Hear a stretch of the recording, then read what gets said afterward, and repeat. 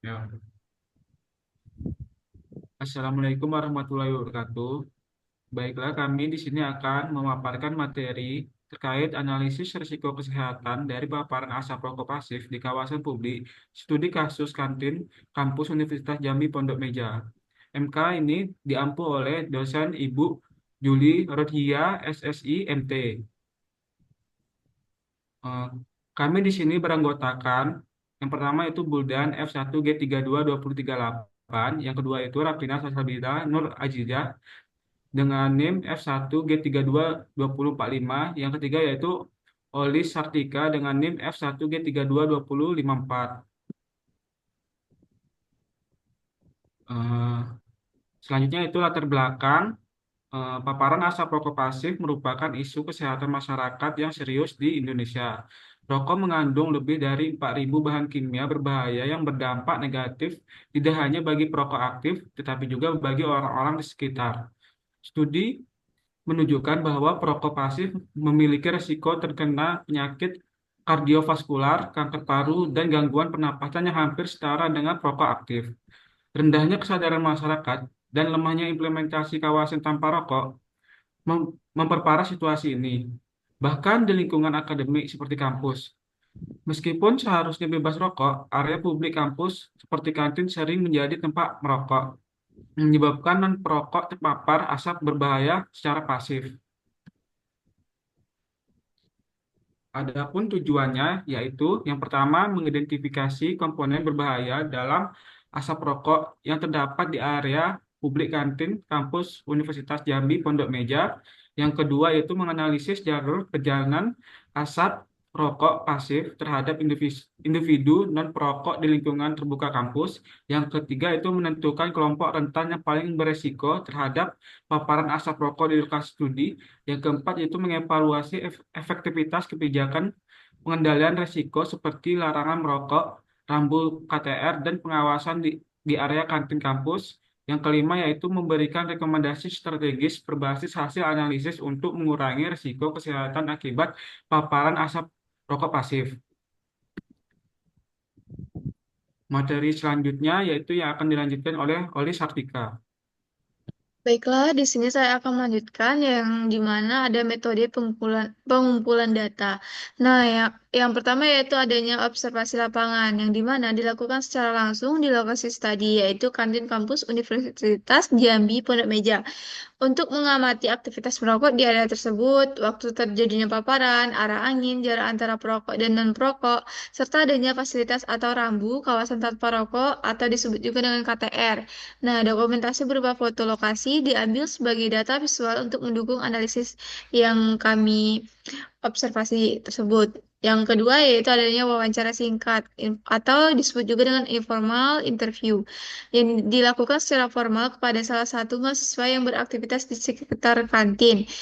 Pertanyaan yang diajukan berkaitan dengan frekuensi aktivitas merokok di kantin, persepsi terhadap paparan asap rokok, serta pemahaman dan sikap terhadap kebijakan KTR yang ada di kampus.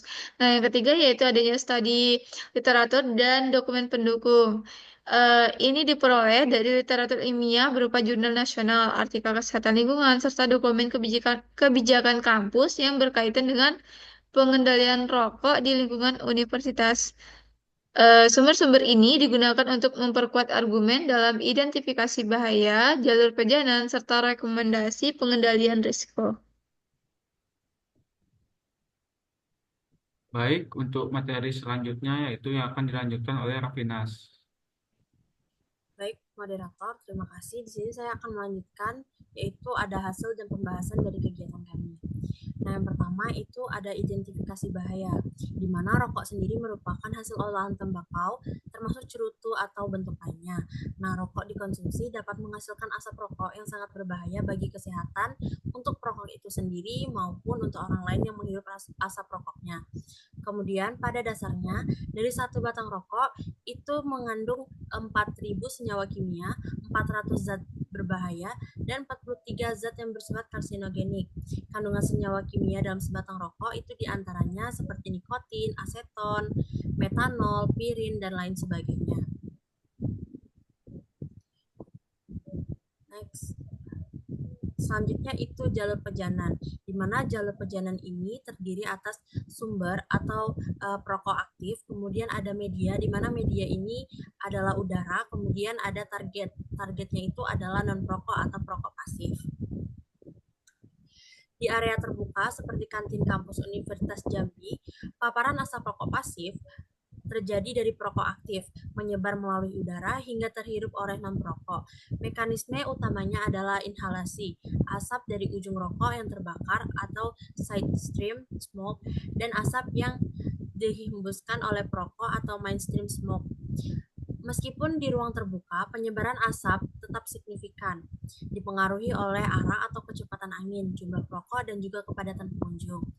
Durasi dan frekuensi paparan berbanding lurus dengan risiko kesehatan. Semakin lama terpapar, maka semakin tinggi dosis zat beracun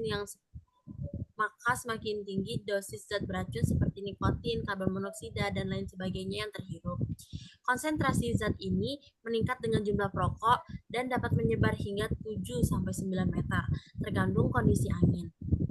Asap dapat menyebar secara tidak terkendali ke individu non-perokok yang berada di posisi downwind, tanpa pembatas zona merokok atau penegakan aturan kawasan tanpa rokok atau KTR.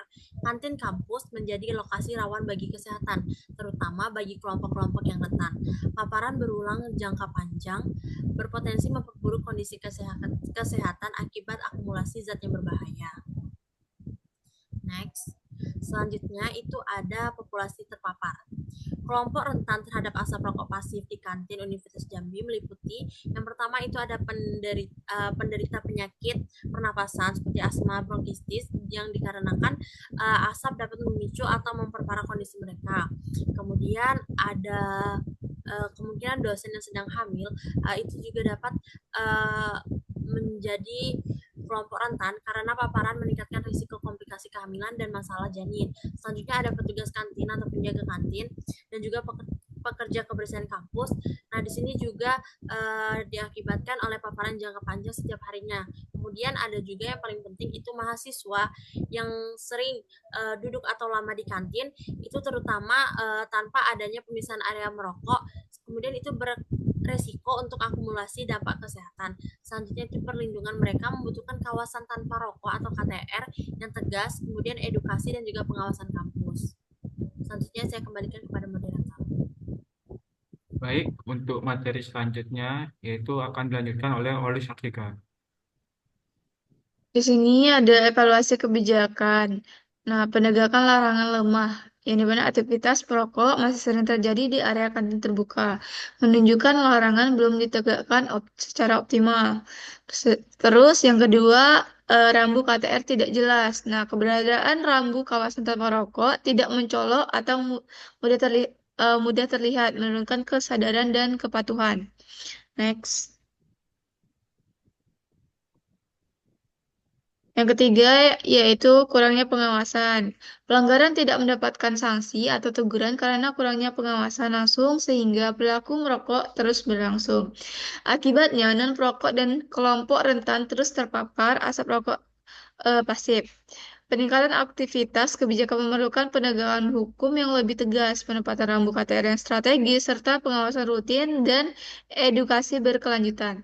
Tanpa langkah ini, kantin akan tetap menjadi sumber paparan asap rokok yang membahayakan.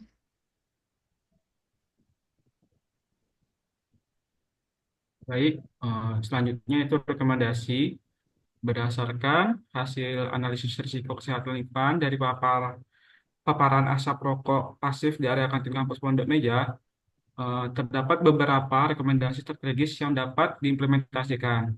Yang pertama yaitu penegakan kawasan tanpa rokok KTR secara konsisten. Yang kedua yaitu kampus perlu menegakkan kembali status KTR termasuk kantin dan ruangan terbuka dengan memperbanyak papan larangan merokok dan memberikan sanksi yang jelas bagi pelanggar. Yang ketiga yaitu penyediaan ruangan khusus merokok yang terisolasi.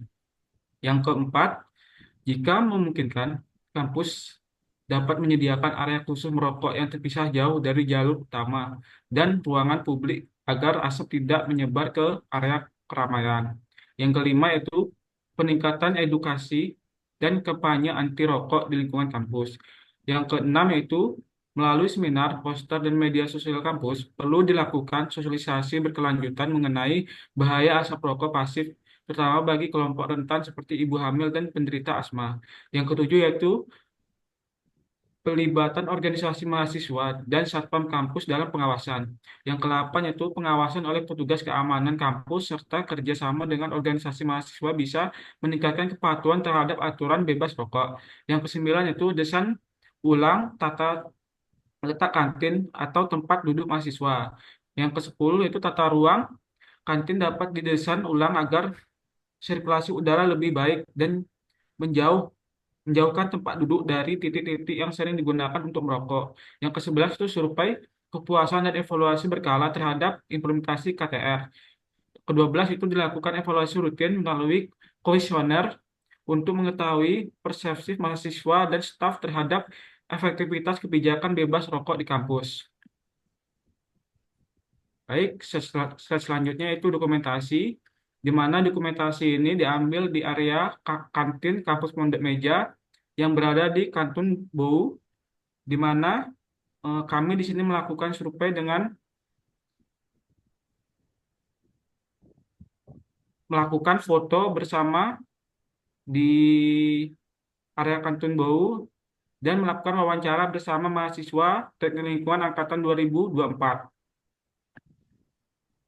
Mungkin sekian presentasi dari kelompok kami, kurang lebihnya mohon maaf, kami akhiri. Wassalamualaikum warahmatullahi wabarakatuh. Waalaikumsalam warahmatullahi wabarakatuh. Saya Cok.